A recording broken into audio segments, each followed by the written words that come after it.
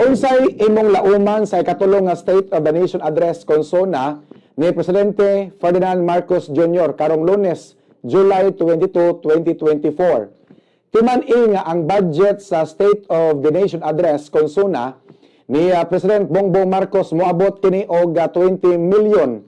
Gastoon lang kini sud sa usa ka adlaw. Gasto sa kaon sa mga tawo nga motambong sa SONA.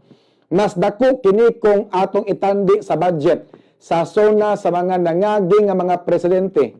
Si former President Noynoy Aquino nigahin lang kato og 4 million sa iyang SONA niadto 2015. Si kanhi Presidente Rodrigo Duterte nigahin lang to og 3 million sa iyang SONA niadto pagka 2016. Kaning 20 million nga budget sa SONA ni BBM murag wala man ni nahisubay sa plataporma ni Presidente Bongbong Marcos nga matod pa niya bawal ang waldas sa Pilipinas.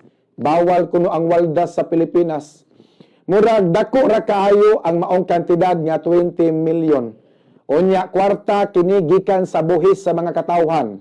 Maayo unta og ang mga pobre nga mga taxpayers paapilon og kaon anang ilang giandam nga mga mahalon og mga lamian kayo nga mga pagkaon sa SONA.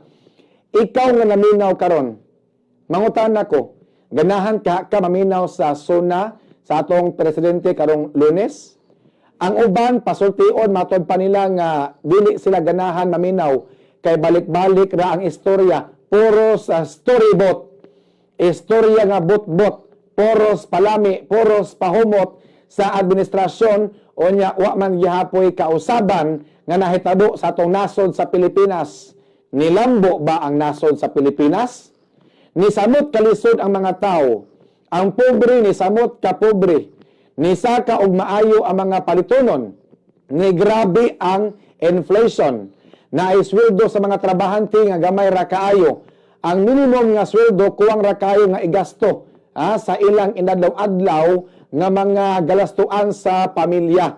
Ang ubang mga tao karon kapit sa patalim gumikan sa kalisod.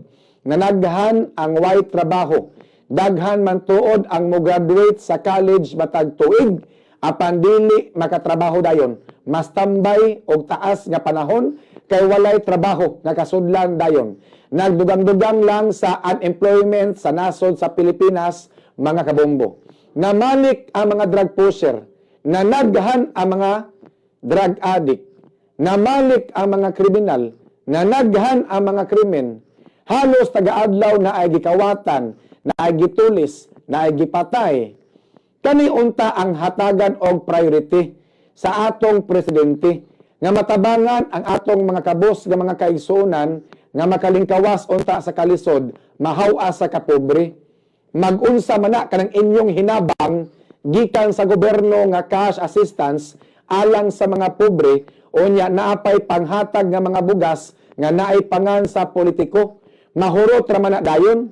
Mas maayo nga hatagan sa gobyerno og panginabuhian, tagaan og trabaho, panginabuhi nga klaro, tagaan sa gobyerno og panginabuhian ang mga kabus natong mga kaigsuonan aron di na magsigig salig sa ayuda gikan sa gobyerno, mga kabombo.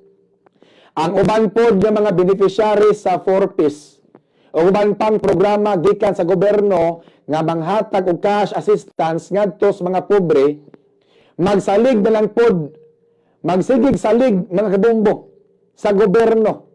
Magsigig na lang pod og hangad og ayuda. Dili na lang pod mangita og trabaho kay lagi na ay cash assistance nga madawat matagbuan gikan sa DSWD. Natapulan og samot ang atong mga kabos nga mga kaigsuonan nga kanunay maghangad bagyang pungad sa gobyerno nga nagpaabot og ayuda matagbuan.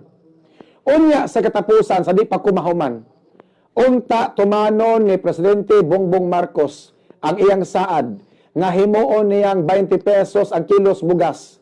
Kung dili man gani kaya nga mahimong 20 pesos ang kilo sa bugas, at least mapabarato niya unta.